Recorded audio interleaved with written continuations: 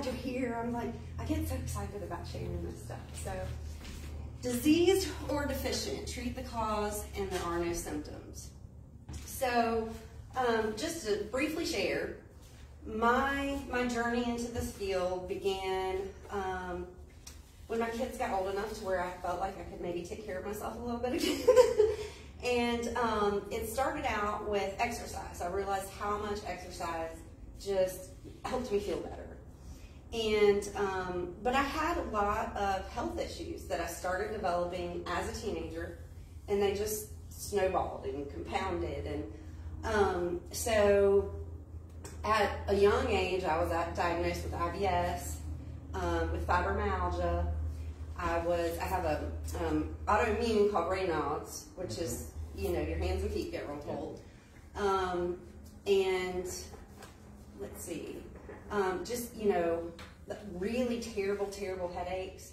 And I was a biology major in college because I wanted to figure out what was wrong with me. You know, I mean, that's really, you know, I thought, well, maybe I'll learn something about myself. And I've always had that science mind. So I, when my kids my son was about 5, so I became a personal trainer, and then, which I'm still certified to do. And then from there, I became a holistic life coach.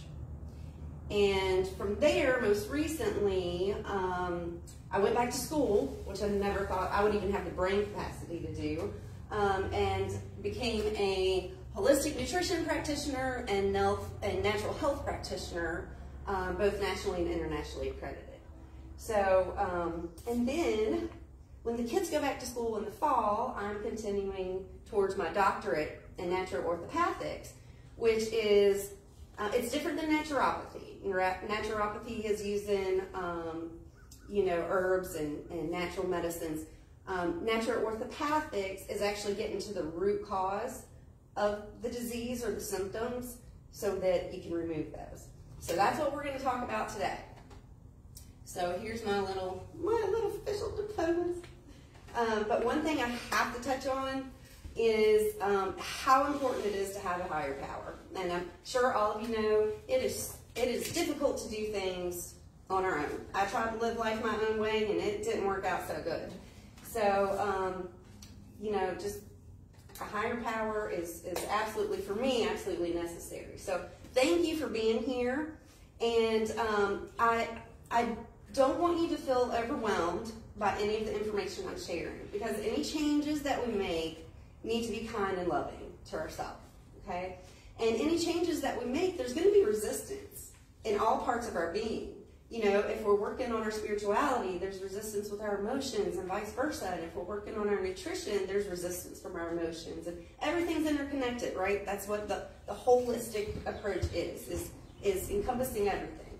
You know, and you go to a doctor, something wrong with you, they don't ask why. They don't ask how stressful has your life been, what's your diet been like, what things have you tried. You tell them what's wrong, and they give you a prescription and say, let me know if this works, or if you get a side effect, we have another medication you can take for that.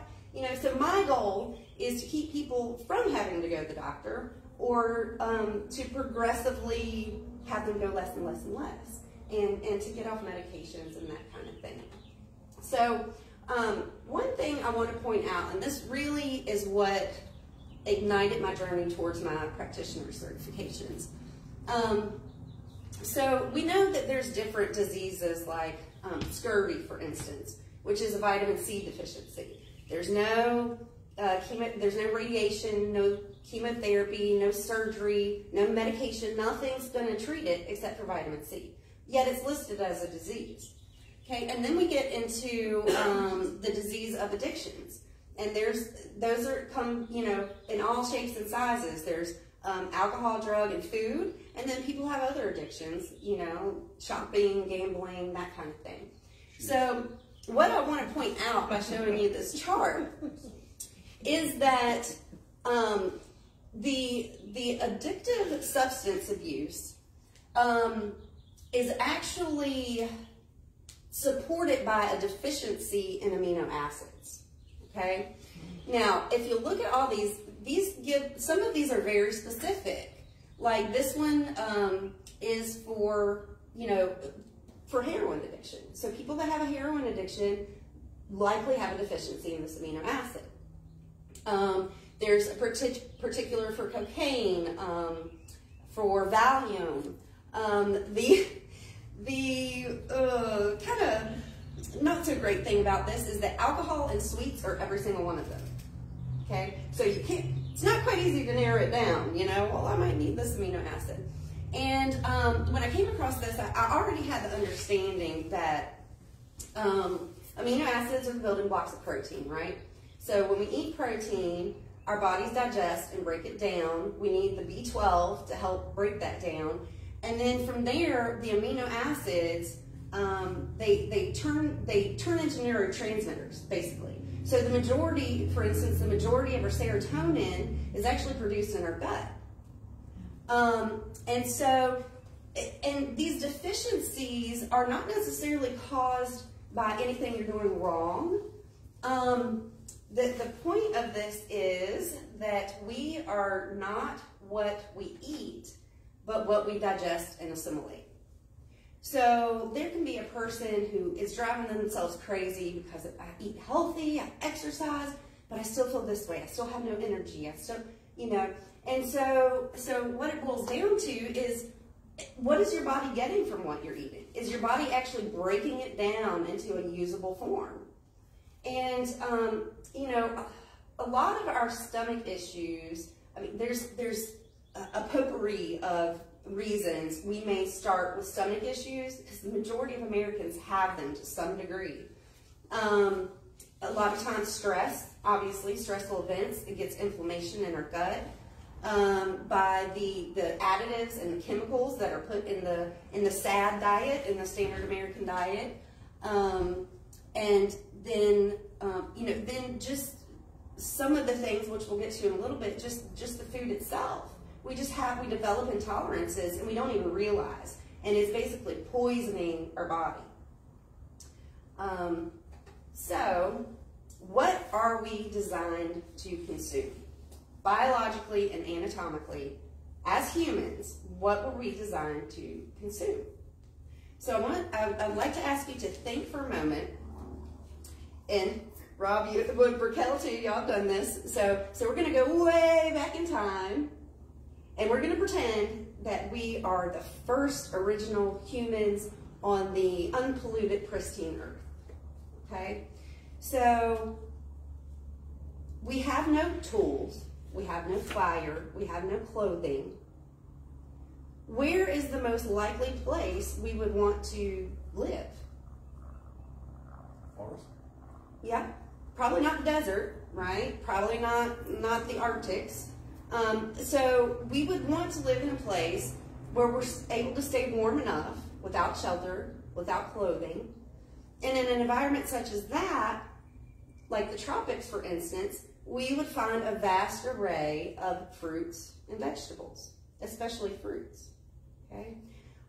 It's not, and if we think to our natural inclination of what we would like to eat in its natural state, hardly any of us, I don't believe, would just go catch an animal and just start eating it. Or go catch a fish and just start eating it. We have these man-made tools and fire and all these things that we do to make things appealing and edible for us. So just keep that in mind as we go through this. So what I want to start out talking about is enzymes. Enzymes are something that we rarely hear about, it's rarely talked about, but they are the life force and energy force in our body. They are responsible for all the chemical and biological reactions that take place in our body. They're the powerhouses. So there are three main categories of enzymes. We have food enzymes, digestive enzymes, and metabolic enzymes. Food enzymes, where do you think they come from? Food. Food. Yeah, absolutely. There are natural enzymes in raw foods. Okay. Our digestive enzymes, obviously we know they're secreted by our organs to help us digest our food. okay? And then we have the metabolic enzymes that carry out everything else. So the metabolic enzymes want to go and clean up house. However, if we lack digestive enzymes, what do you think the digestive enzymes call on for help? The metabolic enzymes, yeah. So when we're deficient in these digestive enzymes, it calls upon the metabolic enzymes. And once we eat, that's the main objective of the body, is to digest the food. That's where the majority of the energy goes, is to digest our food.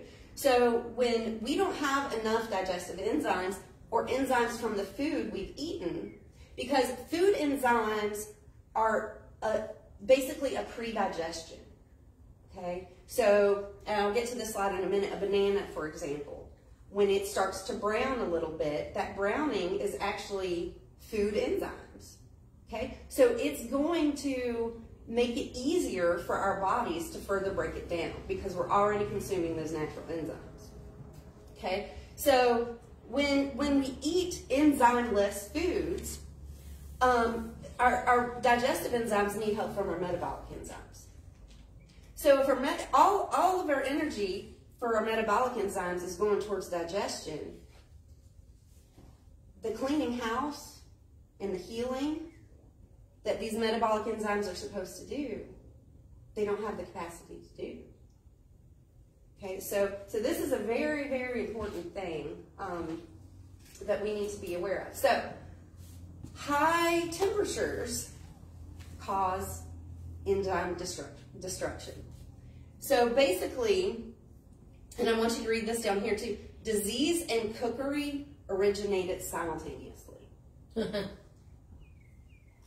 So I'm not necessarily talking about like bacteria or viruses, but the diseases that we develop as humans, heart disease, diabetes, obesity, all those things originated at the same time we started cooking food, as far as we can tell from our records. Okay. So that's like carrots. A lot of people will even cook. I've always preferred them raw, and I was told that you get more out of it that way. Just a plain turnip. Yeah, I mean we're all told eat healthy, yeah, but we really don't understand why. Eat fruits and vegetables. Yeah, but why? Like we should have the mind of children and be like, why?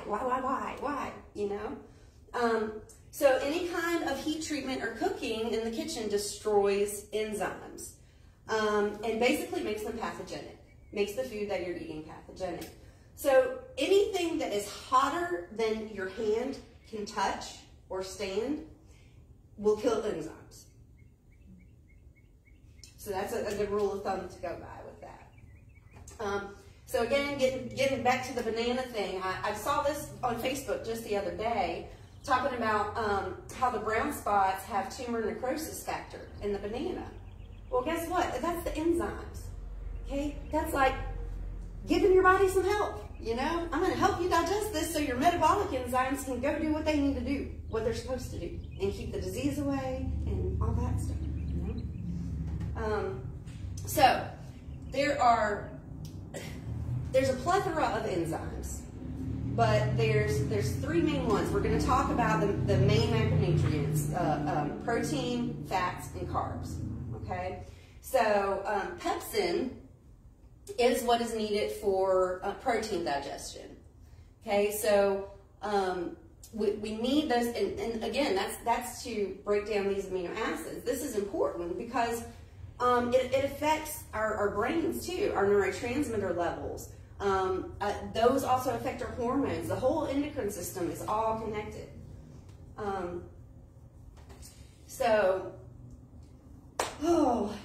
And I know that this keto thing, this high protein thing, has just swept across the nation and people are latching on to it. However, there are some really, really big dangers involved with that. And so too much protein in our diets, if you want to read this with me, because our bodies cannot break all this down, okay? It can't handle the toxic load from these cooked proteins, okay? So constipation, other digestive disorders, toxemia, toxic blood, Autoimmune conditions, premature aging, impaired liver function, kidney failure, osteoporosis, and many other degenerative and pathogenic conditions. Because, again, the byproducts of breaking down these proteins are toxins. And it makes our body very, very acidic. So, yeah, people lose weight on the keto. A lot of it is water weight, because our bodies are trying so hard to flush out all that toxicity from all the proteins that we're eating. Okay, so a lot of that, and it's hard on our kidneys, our organs. What we want to do is we want to strive for 80% of our diet to be alkaline forming and only 20% acid forming. Okay? All meats have a pH of less than 7. If it's less than 7, it's what? Acidic. It's acidic. Okay? So what is alkaline forming? How does that work? So alkaline forming, yeah, good question. Alkaline forming means that it's more of a basic as opposed to acidic that helps our body stay in a more neutral state of being as far as our blood and our organs. Now, the pH of different components of our bodies are all different. So the pH of our blood is different than our saliva, is different than our organs, is different than our skin. Okay? So we have different pHs. So one thing that I want to point out, there is, did that answer your question, Misty? I think that you'll probably go over. I have no clue about any of that stuff. All right. Well, any question you have, just write down. I mean, feel free to ask whenever you want to. Okay. But if you want to write some stuff down, because I may answer your question by the end, and if I don't, you know, I'll do my best to at the end. Absolutely. So there are, going back to, you know, what, primitively speaking, without tools, without fire, what would, and you know, we innately desire fruits. Right? I know I do. Like, oh, it's a watermelon season, it's berry season, you know. That's what we are, you know, innately inclined to want. Okay? And fruits have got a bad rep, and we'll get to that in a moment. But there's a whole, I have a chart that's like 4 pages of the differences between carnivores and us. Okay, one of the really important ones to kind of drive it home, I wanted to point out, is our intestinal tract measures roughly 12 times the length of our torsos, which is about 30 feet. Carnivores' intestines is only 3 times the length of their torso. So, what difference does that make? Protein is harder to break down. It stays in our digestive system much longer, so it sits there and rots in your gut while you're trying to digest it. On the other hand, carnivores, their digestive system is a lot shorter. So before it gets to that rotting stage of decomposition, they're more able to expel it because it doesn't have such a long way to travel. Okay? So our stomachs become garbage cans. And so we have this stuff just rotting in our stomach. And when it's rotting in our stomach, it's producing all these toxins that go into our bloodstream, that go all through our body. All right, let's see. Is this making sense to you guys? Mm-hmm. Yes. Very interesting. All right. So, again, decomposition of foodstuffs are the same when the decomposition occurs in the stomach as when the food rots outside of the body. Okay? Like, would you go up and eat a hamburger that's been laying around for 3 days? Probably not very appealing. So, you know, here talking about all these things that we wonderful humans have designed to eat. The sauces and the relishes and, you know, basically, again, our stomachs have just become garbage bins because our body is not designed to digest those things. And they intentionally put addictive substances in our Doritos and our whatever, so we keep eating them. but our body does not have the capacity to digest that. So it rots and it toxifies our body, making it more acidic.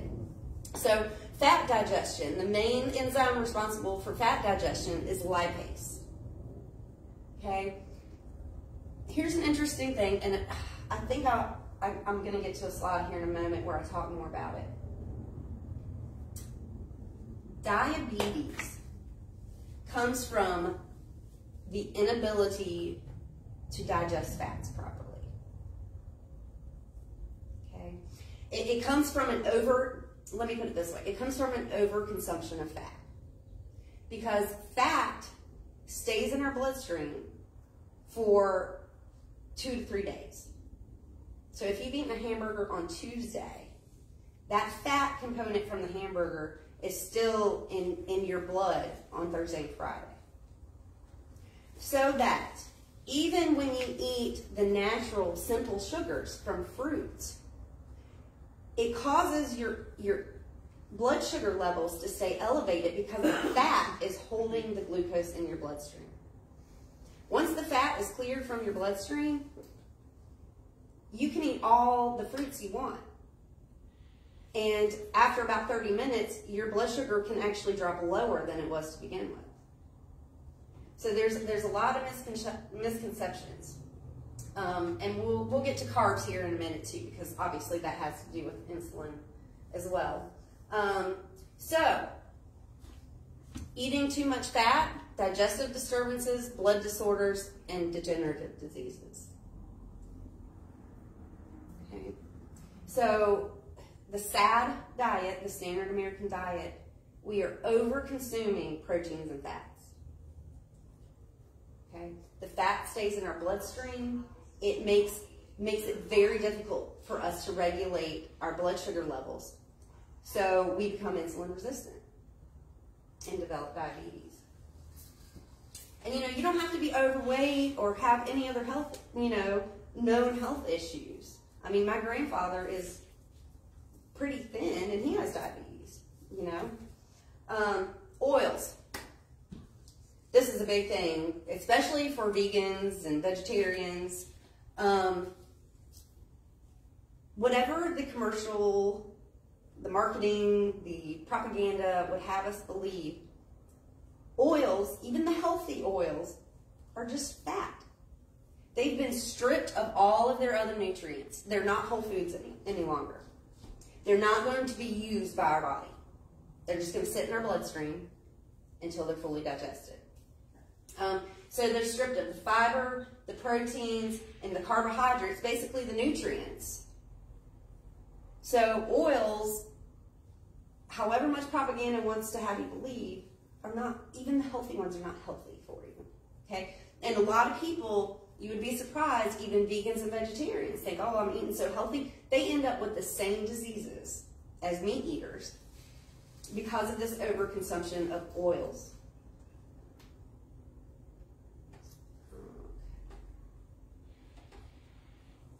And one thing I want to say while it's on my mind too about the protein. So let me go back to that. So a lot of the protein craze was kind of based on studies that found that native Eskimos had hardly any disease. They were free of heart disease and cholesterol and degenerative diseases and such. What they failed to inform you is that the meat that they ate was raw. Okay? They would hang their meat to allow those food enzymes to start working. Then they consume the meat raw, and those food enzymes are still intact, still in place, and make the process of digestion much easier for the body. Okay? So don't be fooled by that, all right? And our bodies are not designed, we were not, again, if we had no clothing, would we want to live in an igloo? Oh, probably not. We'd probably freeze to death. Okay, so amylase is the enzyme responsible for the breaking down of carbohydrates. Okay, so if you've developed diabetes, you may also have a deficiency in amylase. It's not breaking down the carbohydrates and turning it into glucose properly. All right, so we develop these cravings. Now, cravings are basically our body saying, I need something that you're not giving me. And most of the time, we reach for something that's still not giving us what our body needs. But our body is constantly searching for that. Okay. So, gluten. This was a big thing too. Gluten-free, gluten-free, gluten-free, you know? And it just became a fad. And people, for some reason, just had this idea, oh, gluten-free is going to help me lose weight. So everything's gluten-free now. All right? What I want you to realize is that gluten-containing products are actually not meant for us to consume. Like, would you go out in a field of wheat and just start gnawing on it? No. It has to be processed and broken down by machinery and this and that before we're able to eat it. I mean, most of us wouldn't just go out into a field of wheat and start munching on it. And that goes with other grains as well. So barley and rye, even oatmeal and corn sometimes too, because corn is a grain also. And that's because the molecular structure of these grains are so similar that if you have a gluten intolerance and you're eating oatmeal, it's going to say, oh, that looks familiar. I don't like that either. I'm going to attack that. That's where all my metabolic enzymes are going to go right now. I'm going to attack that. And I can't worry about anything else because I got to digest this food. So I can't worry about that tumor that's forming over there because I got to digest this food. So wheat, gluten in particular, have at least 15 opioid sequences. And we wonder why it's so daggone hard to give up wheat. Why can't we stay away from that bread? Why can't we not eat that cereal? They have opioid sequences. They're addicted. That's not your fault. So, they're morphine-like substances. They're potent psychoactive properties. They produce serious neurological disorders, constipation, urinary retention, nausea, vomiting, cough suppression, and other symptoms.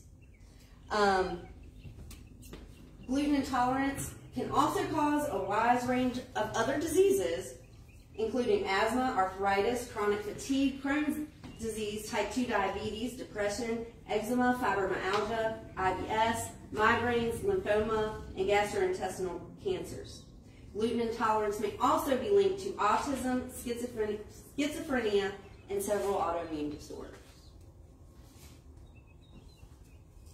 Now, wheat, it's actually the gluten protein, because wheat produces this protein as a defense mechanism. It doesn't want to be eaten by bugs or animals. So it develops this protein mechanism that says, don't eat me. But that's what we do. And then we end up with these. And we wonder why. But why is it so hard to push that stuff away? Because of these opioid sequences. Sneaky. Tell you what. Okay, so the acid-alkaline association. So our blood pH, does anybody know what pH actually stands for? It's your potential for hydrogen. So when something is very acidic, there's a lot of hydrogen ions just floating around, very unstable molecules, very unstable. When something is more basic, it's a more stable structure. Okay, so it's acidic chaos, base more stable. Okay, so our blood pH should be between 7.38 and 7.42. So what happens our body regulates our blood pH. It has to for our survival because our blood goes to every part of our body, right? What do you think happens when our diet is so acidic and so toxic that the acid is building up? Changes the blood pH. Yeah, changes the blood pH. However, it can't go too high or we'll actually die. It can't go too low or we'll actually die. But I'd say the majority of people are more on the high side. So, again, when we have this acid and this toxicity from these enzymeless foods that are rotting in our stomach, we get the buildup of acids. So those metabolic enzymes go to work, and what they do is they pull alkaline minerals from our bones and our teeth. They pull the calcium and the magnesium, okay? So you get osteoporosis. It's not just because you're old. It's because your body's been so acidic for so long that you've depleted the minerals in your bones. And that's how our metabolic enzymes try to compensate. So, when you have a healthy digestive system and your diet consists of raw, live foods, fruits and vegetables, mainly fruits, it's almost impossible to gain weight. Because our bodies were designed to consume fruit. That is our main source of energy. Glucose.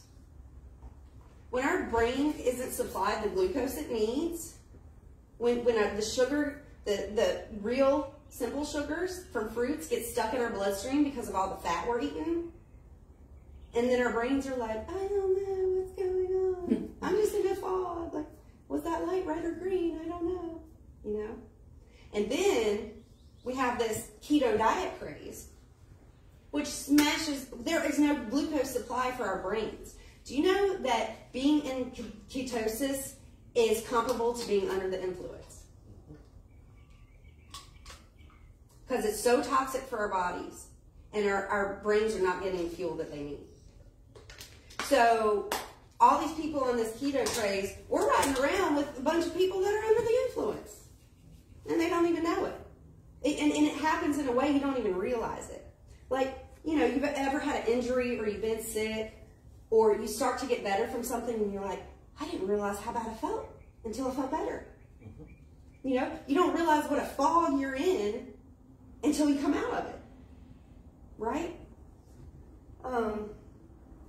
Okay. So, let's go back to these blood sugars. So, there are, there's just tons and tons and tons of research to support all this stuff.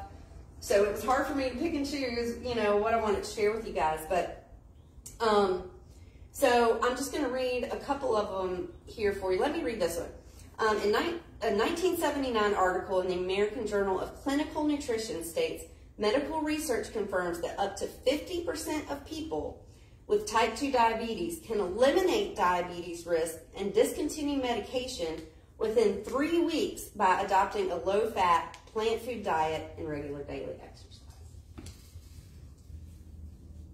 And you have type 2 diabetes, and the doctors say, you gotta live with it. You're gonna have it for the rest of your life. No. Okay, now, however, I'm not recommending that if you're taking insulin, you just stop taking insulin, okay? If you're going to a doctor or taking medication from a doctor, please discuss that with your doctor before you do anything, because there can be some dire consequences from just going off of medication, okay? However, you can express with your doctor, this is what I'm working towards, and this is what I want to do. Now, again, we all know that doctors, I'm so grateful for them. If there's an emergency or I need immediate help, thank God for doctors. Thank God for their wisdom and their gifts. But they don't really have an understanding of nutrition. They don't really have an understanding of why diseases come about, where they come from. They don't ask why. They just say, here's the medication, or here's the surgery. Okay, So doctors tell us you can no longer eat fruit. Fruit is the #1 food we were designed to eat. Glucose is the fuel for our bodies and our brains. That's what we would find in most abundance if we went back to the beginning of time. That's what we would be more inclined to eat. You know, are you gonna eat those bananas hanging from the tree, or are you gonna choose the wheatgrass growing on the ground? You know. So, cancer has been associated with acidic conditions in the body. Many people mistakenly assume that sugar in fruits and acid fruits will acidify the body. Okay? That's not so. Acid fruits, even when they're digested, the minerals in those fruits are alkaline. And there is nothing that is going to get oxygen to your cells better than fruit. I have a question if you Yes. don't mind. No, go ahead. I find this so fascinating. I love fruit. I love every kind of fruit. And I eat it often, except I cannot have, like I've been told since a young kid, I'm allergic to citric acid. Okay. So I can't have pineapples, I can't have oranges, lemons, all that stuff. If I do, my lips will blister insanely. It'll even go down my face. So I've had to watch that my entire life. Okay. But I also feel like I'm really missing out on some amazing nutrients for my body. Yeah. What do you think is going on that makes my body say no to that or have such a reaction? Well, some of us are even born with a deficiency in digestive enzymes. We're born that way. And sometimes we have these intolerances. If we're not already born with them, we develop them because of what we eat in combination with them. So, for instance, citrus is alkaline forming. Once it's digested, it's alkalizing to the body. Bananas are alkalizing to the body. But if you combine them and eat them at the same time, it produces an acidic ash. Okay?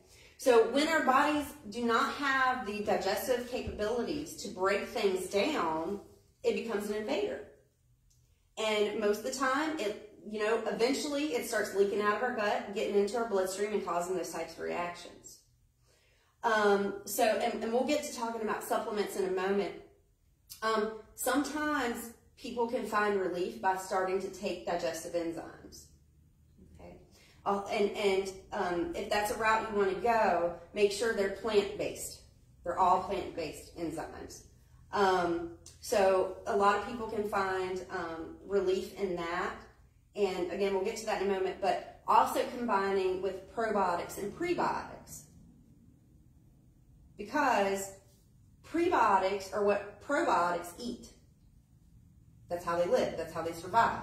So if you're not giving them something to eat so they can have energy and do their job, then it's not really going a long way. So a combination of probiotics, prebiotics, and digestive enzymes can actually go a long way in starting to heal your gut. And you may find that once your gut kind of heals, after a certain amount of time, you may be able to start consuming that again once your gut starts healing. But it's definitely something that you would literally want to try like one slice and give it a couple days. Even to pineapple juice or whatever, through a straw, as soon as it touches my lips, I can feel it. Yeah. It's like beer blisters. Right. But it's like really bad. And I had them so bad as a kid, they finally took me to the doctor. It was like growing down my face. It was so bad. Like, eating like a orange, like the juices or whatever go down, and it would blister up. Yeah. It's crazy, isn't it? Yeah. Well, again, like I said, some of us can develop these things in the womb, because a lot of these things depend on what our moms are eating, when we're in utero. And there's a lot of little miraculous things that go on when we form, So some of those things we are born with, some of those things, for me, for example, orange juice. I right now, I've been avoiding oranges as well, because when I was a kid, and I was going through an adolescent stage, a very stressful stage, I developed an intolerance for oranges because I drank orange juice with everything. Pizza, spaghetti, ice cream, orange juice, orange juice, orange juice. And I was drinking it in combinations where my stomach wasn't able to break all that down. Okay, so yeah, excellent question. I hope that helps. I'm sure it will. But you know, if you're working towards healing your gut, after a few months or so, you might try just a slice of orange and see how you react. And then you would want to do that for about a couple weeks, and then you go to 2 slices. Okay. Just to see how your body reacts. Because some of us, depending on how much damage we've done already, it takes longer for some people than others. I went through 2 decades with IBS. How could I expect it to just get better just because I started taking probiotics and prebiotics and enzymes? It took 20 years. It was 20 years of it being that way. So I have to be kind and loving to myself and understand it's just going to take some time. Okay. But it's the awareness and the working towards it. So again, cancer is associated with acidic conditions in the body. However, fruits are not. The minerals in fruits make them alkaline when they're digested. And there's nothing that's going to get oxygen to those dead acidic cells better than fruits. Okay. Again, alkaline minerals predominate almost all fruits. And fruits just got a bad, that's what we're intended to be our main source of fuel. And doctors even are telling people, don't eat fruits, don't eat bananas. Bananas will make you fat. It's been proven in studies that women who consume bananas have more lean body mass. Yet I also work as a personal trainer, and I hear all the time, you can't eat those bananas, they make you fat. Oh my gosh, I'm just going to pretend I didn't hear that. That's what have this conversation right now. She's like, they're high in carbs. And look at the benefits of it. Yeah. So again, if you are having an issue with insulin resistance or with weight gain, the thing you should work on initially is to start lowering the amount of fat in your body, so that when you do consume fruit, it digests and it goes to your bloodstream and to your brain and to your organs like it's supposed to. Because that's the way it's designed. It's supposed to go in and out. But it's the fat that we eat and the slow digestion of that holds it in our bloodstream and causes these sugar spikes and this insulin resistance. So going back to intolerances, like we were just talking about, I thought this picture was funny. It says out of order. Like I'm just broken. Just don't even. So again, these intolerances can come from a variety of things. We talked about stress. For a lot of us, some of these conditions that we have start at a very stressful point in our life. And we can't see what's going on the inside. But if we're producing tears and our heart's racing and our face gets flushed, we can recognize those visual symptoms. So what do we think? If we're rolling tears, what do we think is going on the inside? And that gut inflammation. Your gut gets inflamed. Your organs can't get the digestive enzymes to your food the way it needs to. And so then you start getting these intolerances because your body's like, I can't break this down.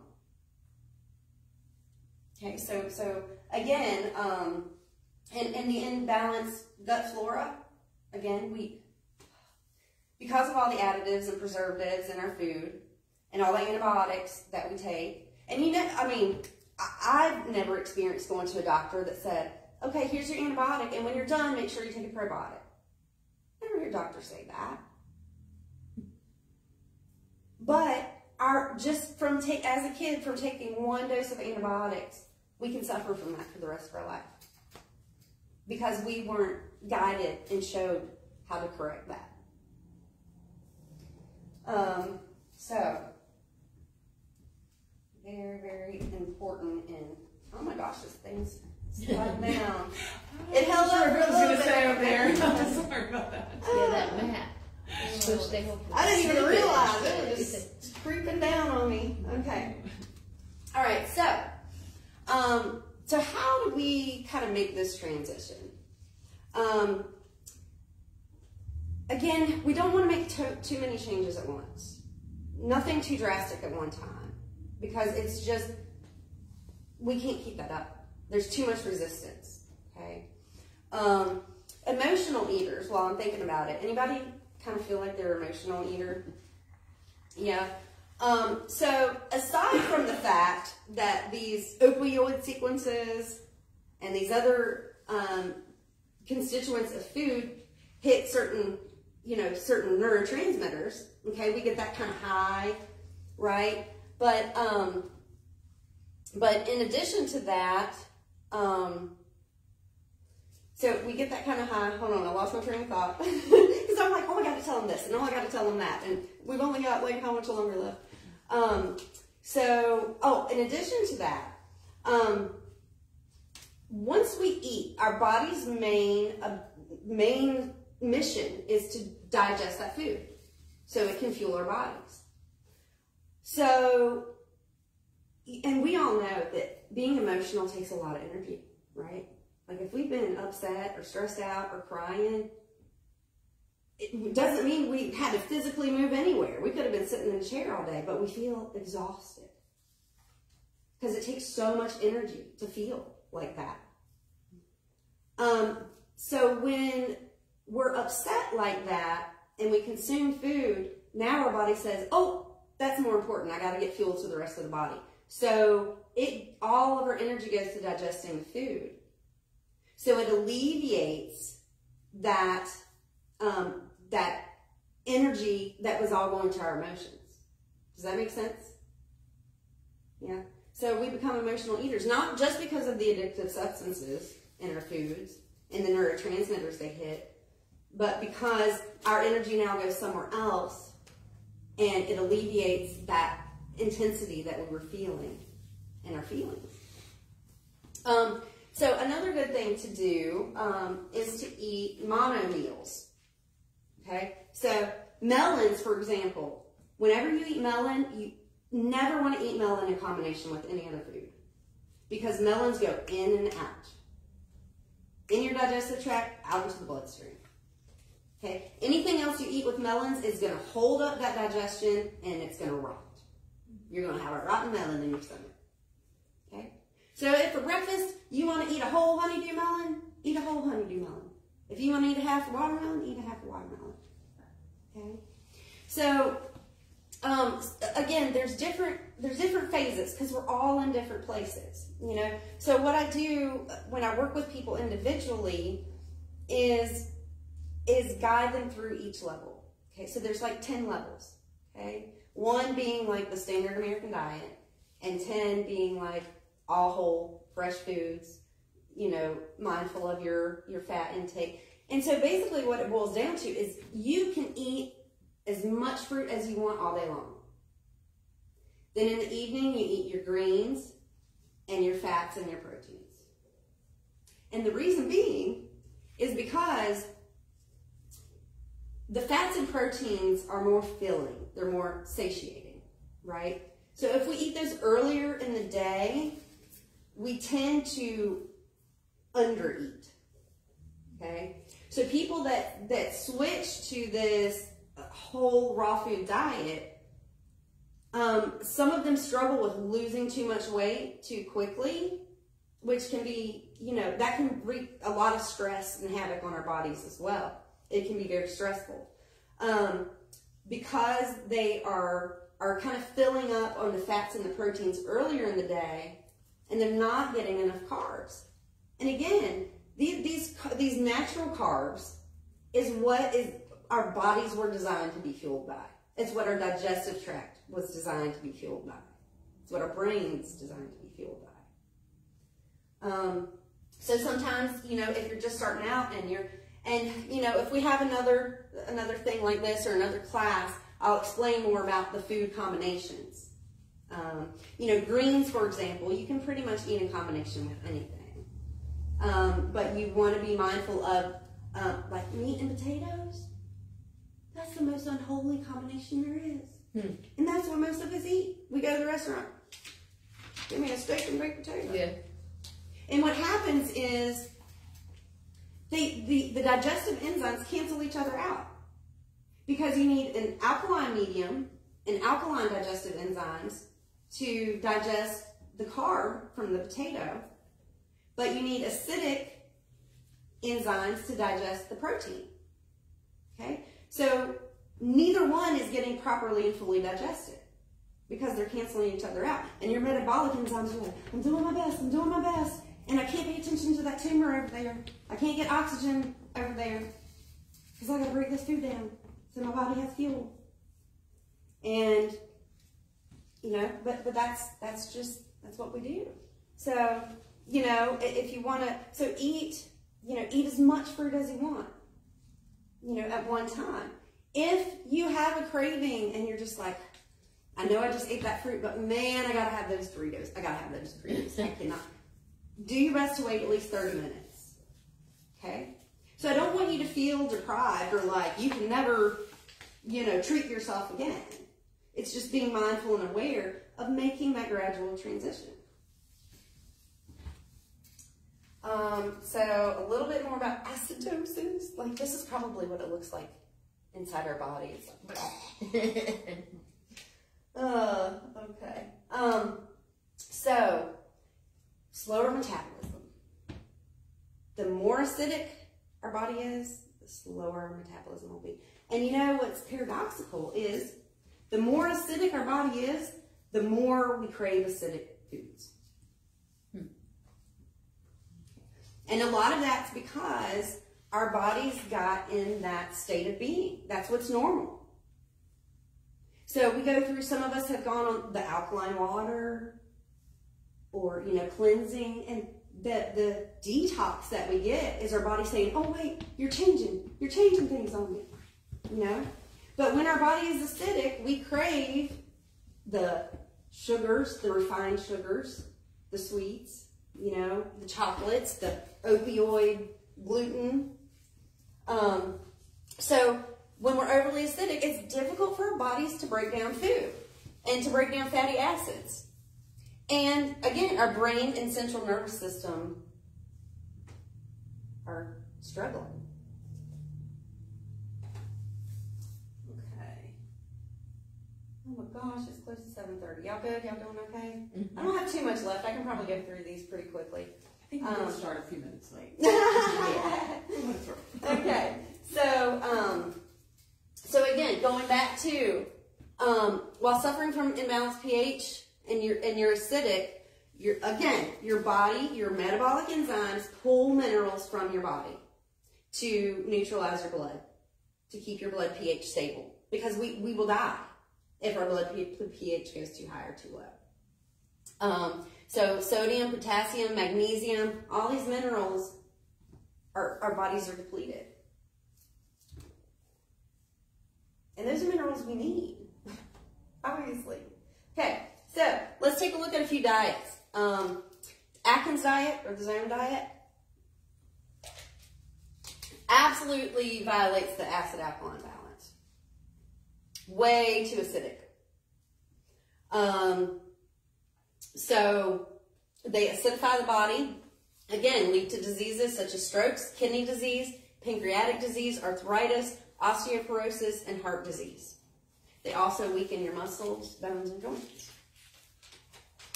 All right, South Beach diet.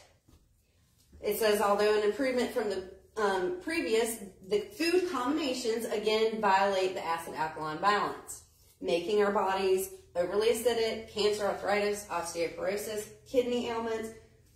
If you're on the keto, your kidneys are suffering. That is not something you can keep up for a long time without developing kidney stones, kidney disease, kidney failure. Because your kidneys just can't filter that out. On the keto, you're what suffering? Your kidneys. Kidneys. Yeah. Your kidneys in particular, because, you know, our kidneys filter the toxins, right? Yeah. But our urine can only be a certain pH. So whatever can't pass through and come out just builds up and builds up and builds up in our kidneys. And people get kidney stones, or kidney failure, or kidney infection. So again, Weight Watchers and Jenny Craig, very acidic, very acidic. So again, if we do a class in the future, I have plethoras of menus. You know, you're like, well, how can I really be satisfied just eating fruit, right? Okay. So we'll just go through a sample summer menu, because that's coming up soon, right? So for breakfast, whole honeydew melon. Like, and you can eat that sucker and not feel bad about it at all. Like, I'm just going to eat this whole daggone thing. Lunch, Figgy Delicious. 1 pound of figs and 1 pound of bananas. So what I like to do, now this says to blend it all up, but what I prefer to do is to make a little sauce out of the figs and pour it over the bananas. And eat slices of bananas like pie or cake. For dinner, course 1, mango and raspberry. Okay, so like a little mango raspberry salad. Course 2, mango and cucumbers.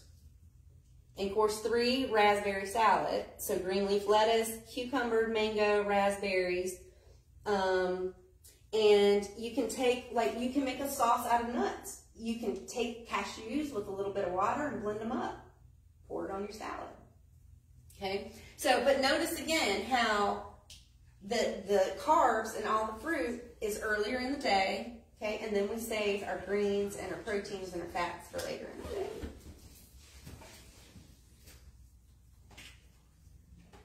All right, so vitamins and supplements. First, I want to point out that there's a big issue with synthetic vitamins. And I was disheartened every time I would take the kids to the doctor as a kid, and they would recommend Flintstone vitamins. It's one of the worst vitamins you can give your kids. They're synthetic. So what happens is when we take those vitamins, these synthetic forms, right, our bodies will still latch on to it, but it's not a usable form of the vitamin. So then when we really do get the vitamins by consuming our food, those molecules that are supposed to receive have already stabilized with the fake vitamins. So we don't get the nutrients from the food we're eating. Yeah. Okay.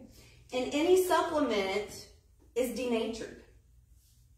And denatured basically means a transfer of energy, of heat energy.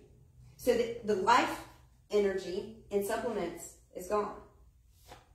However, like I was saying with the probiotics, prebiotics, and digestive enzymes, sometimes until we get to a point where we can solely rely on food, we may need a little help, you know. Now, in particular, B12, because B12 is responsible for so much of converting our food into energy in our body. It's responsible for the breakdown and the absorption of those amino acids, okay?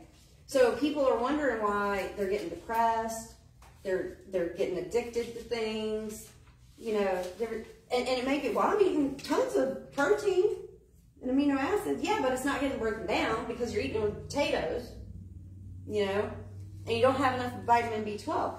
Because the original source of vitamin B12 is from soil. But now, we can't have any soil on what we eat, right? We get it home and we scrub it and we wash it and we scrub it and we wash it because we don't want to get salmonella and we don't, you know. And so this B12, we're just washing away. It was originally intended, you know, when you pull some lettuce out of the ground, you just brush it off and start eating it. And some of that B12 is still there. But we can't do that now. So, and then doctors put you on a B12 supplement. So it shows up in your lab work, on your blood work, but guess what? Your body can't use it. It's not a usable form of B12. So we are deficient in B12, and what I would recommend is to find a whole food supplement of B12. Even though it's denatured, because it's in, you know, a powder form, it's certainly better than the fake vitamins. Okay? So we need that B12 to help our bodies break stuff down and turn it into energy. Let's see.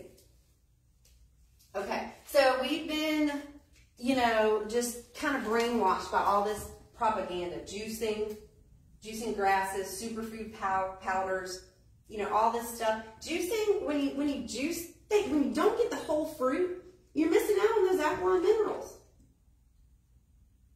That's what our body needs to alkalize, and you're juicing them. You're just like leaving the minerals sitting there, you know. And then we got all these powders and this and that, which a lot of them are synthetic. So our body's latching onto that, and then it's not able to get the nutrients that we really should be getting from our food. So you would not agree with celery juicing?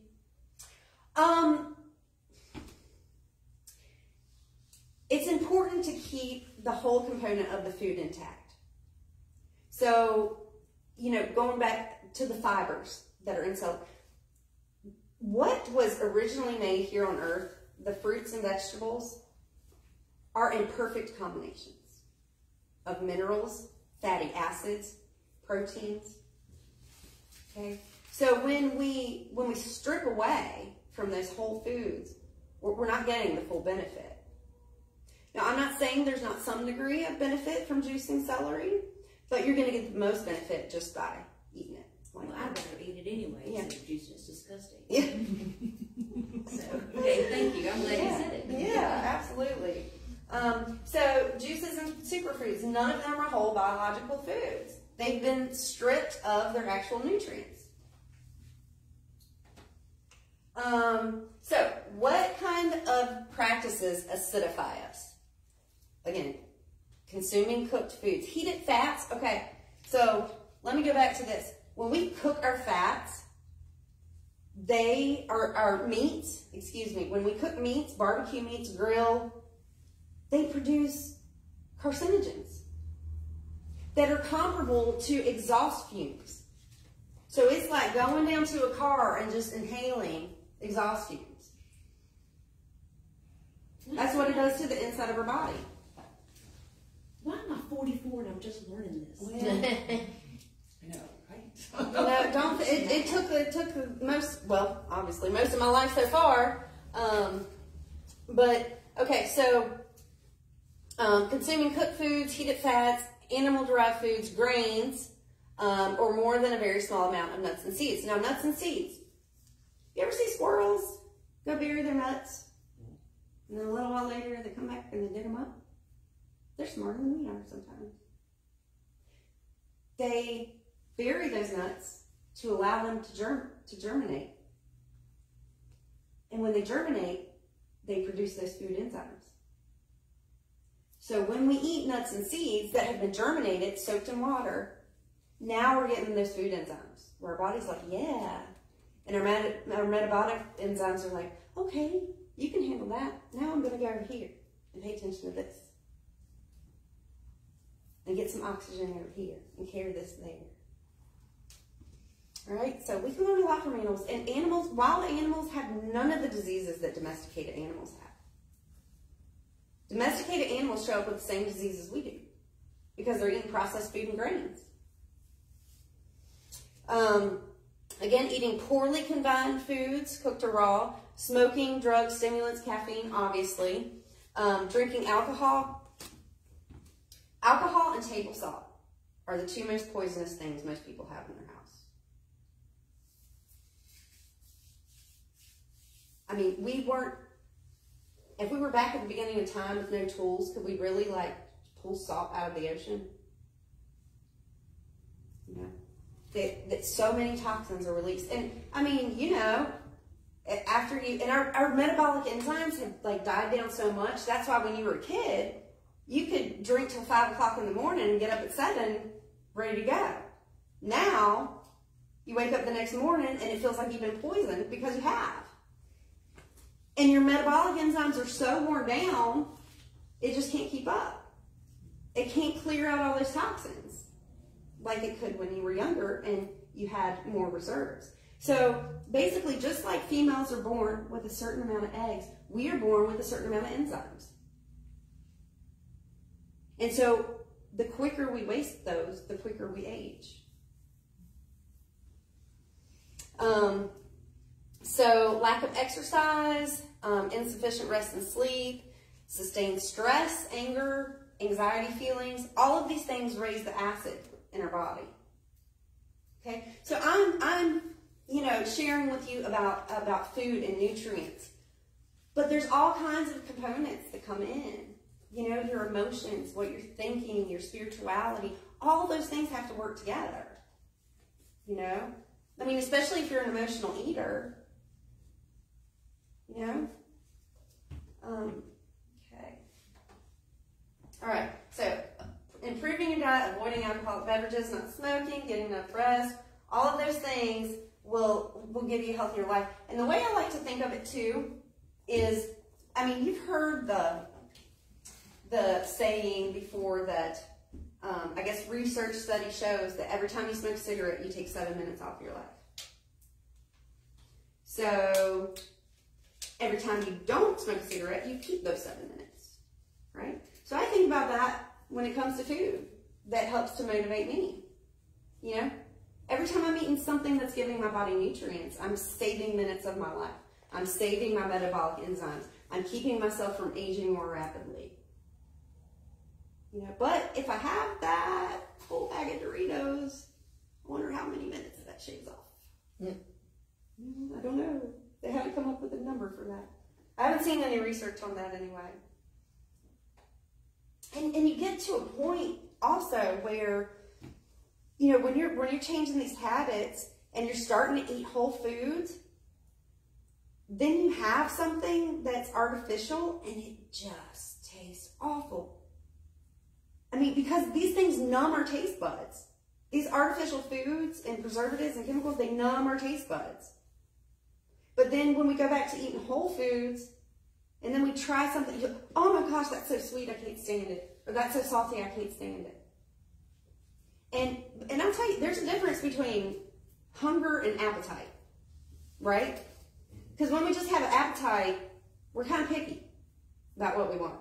Do you want this? You want that? But when you're really hungry, like truly hungry, that head of cabbage is going to taste really good. So when you're trying to make that transition, another tactic or tool to use is allow yourself fast. Allow yourself to get truly, really hungry to where I'll eat my arm, I'll eat anything that's in front of me. Because then when you eat that specific food, it's going to taste so good.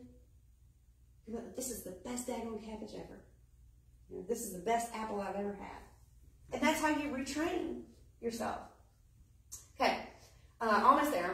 Another thing I want to point out, because I'm a personal trainer also, so I got to point this out. Go low on cardio. And I know propaganda, all this stuff has you believe the reverse, okay? But if your body's real acidic, if you have disease, if you have symptoms, does anybody else feel like your body just kind of makes up its own stuff? Like, you go to the doctor and they're like scratching their head and you're like, well, this and this and this, and they don't know what to tell you, and you're like, well, my body just has its own disease, So anyway, when your body's so acidic, it's under so much stress already. And your metabolic enzymes, you're like, oh my gosh. So people want to lose weight, okay? And they have this turned around backwards too. You don't lose weight to get healthy. When you get healthy, you lose weight. The healthier you get, the more your body's going to move towards the state that it's intended to be, the weight that you're intended to be. But people think, oh, if I just lose weight, my diabetes will be better, or I won't have a heart attack, but it's the reverse. You have to think of it as the reverse. The healthier I get, the more my body's going to move towards the way it's supposed to be. So people running, doing all this cardio, trying to lose weight.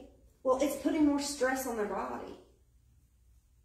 And your body is going to hang on to whatever reserves it can because it's under so much stress. So when you're pumping out all this cardio, your body's going to hang on to fat because it's under stress. It's in survival mode. Okay? Our bodies innately know to protect our organs. Okay? So when your body feels like it's in survival mode and you're pushing it further into survival mode by pounding all this cardio, your body's going to insulate your organs. And you get that, you know? And you've seen people sometimes too, their arms are skinny, their legs are skinny, but their belly's out to here. Like, how'd that happen? You know? So, go low on cardio. Strength training is what's going to help you the most. Absolutely the most. Okay? So, building your muscles through strength training. And I have just the bands, you know, the flat bands. They have made me so much stronger than equipment ever did. I can do more push-ups now than I used to. So these are just some of the, I just took a little picture of this. These are some of the resources I use. These are some of the reading materials I needed to go through for my, my practitioner certifications. Enzyme Nutrition. This is these are all really good books, but Enzyme Nutrition by Dr. Edward Howell covers a lot of stuff. Makes sense of a lot of things.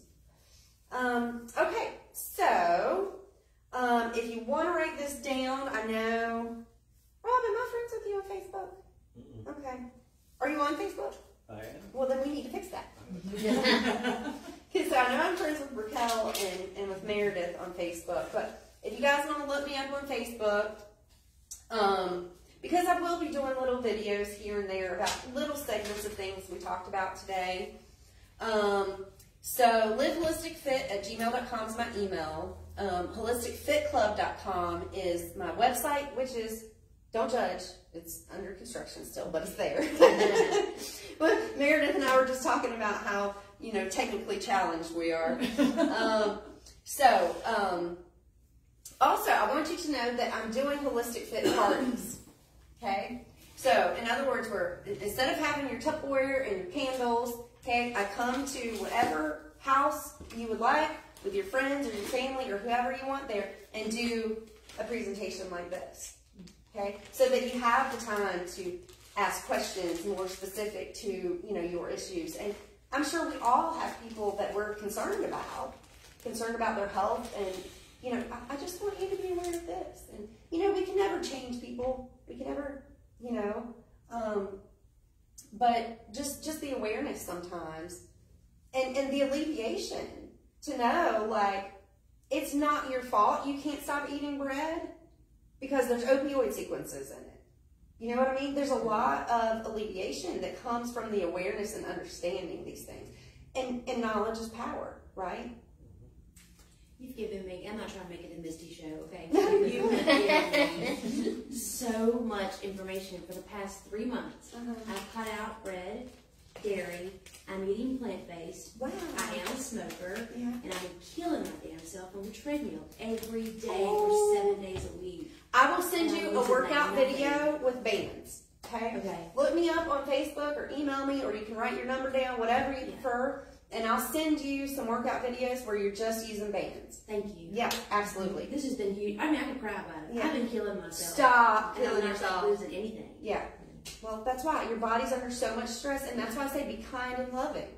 We have to be kind and loving about the changes that we make and minimize the stress that our body is under. Thank you so much. You're so welcome. Thank you so much for saying that. Like, this is my passion. This is what I want to do. Yeah. So just keep in mind, again, I'm doing Holistic Fit parties.